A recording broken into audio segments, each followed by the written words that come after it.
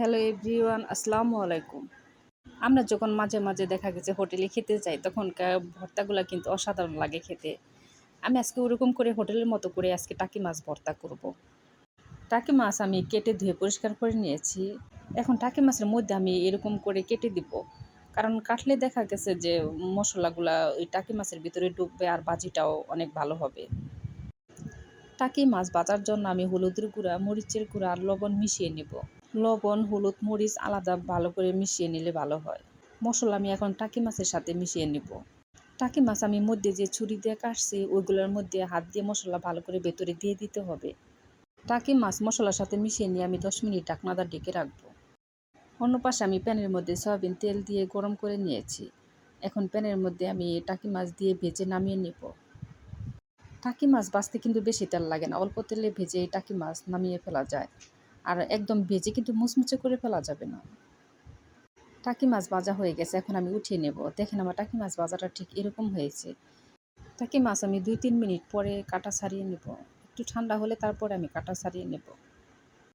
আমি কাটা ছাড়িয়ে নিচ্ছি, গরম আছে ওই অবস্থায় আমি কাটা ছাড়িয়ে নিচ্ছি। টাকি মাছের মধ্যে কিন্তু অনেক ছোট ছোট কাটা আছে, সেগুলা কিন্তু বেছে পরিষ্কার করে নিতে হবে।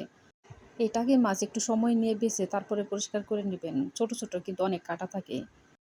আপনারা মানুষ বেশি হলে বেশি করে মাছ নিয়ে তারপরে ভর্তা করবেন। আমি 3টা টাকি মাছই ভর্তা করবো, তাই ভর্তা অনেক হয়ে গেছে। টাকি মাছের কাটা বেছে নেওয়া হয়ে গেছে, এখন আমি প্যানের মধ্যে দিয়ে দিব সয়াবিন তেল।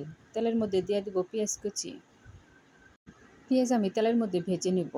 আর পেঁয়াজ আমি 3-4 মিনিটের মতো ভাজবো, চুলার জাল মাঝারি আঁচে রেখে।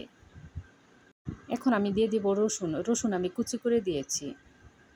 আপনারা বলতে পারেন পেঁয়াজ আর রসুন একসাথে কেন দিলাম না। পেঁয়াজ আমি ভেজে একটু বাদামি কালারের মতো করে ভেজে নিয়েছি, তারপরে আমি রসুন দিয়েছি, কারণ রসুন এত ভাজতে হবে না। রসুন পেঁয়াজের সাথে একটু সময় ভেজে নিয়ে তারপর আমি দিয়ে দেবো আদা কুচি। আদা কিন্তু অবশ্যই দিতে হবে।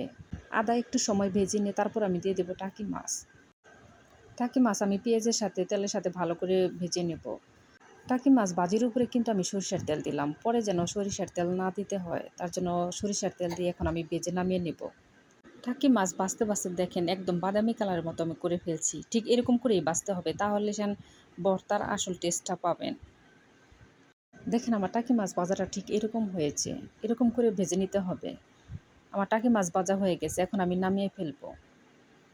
এই টাকি মাছ ভর্তা আমি পাটায় করব, ব্লেন্ডার করব না। ব্লেন্ডারের ভর্তা আমার খেতে ভালো লাগে না, পাটায় ভর্তার মতো ভর্তা হয় না।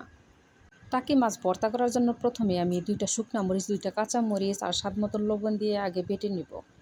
আপনারা চাইলে এই ভর্তার মধ্যে কাঁচামরিচ নাও দিতে পারেন, কিন্তু কাঁচামরিচের ফ্লেভারটা আমার কাছে ভালো লাগে, তাই আমি 2টা কাঁচামরিচ দিয়েছি। টাকি মাছ আমি পাটায় 2টা ফেস দিছি, তাই মিন হয়ে গেছে। আমি এখন হাতে সরিষার তেল লাগিয়ে এরকম করে বলের মতো করে বানিয়ে নিব।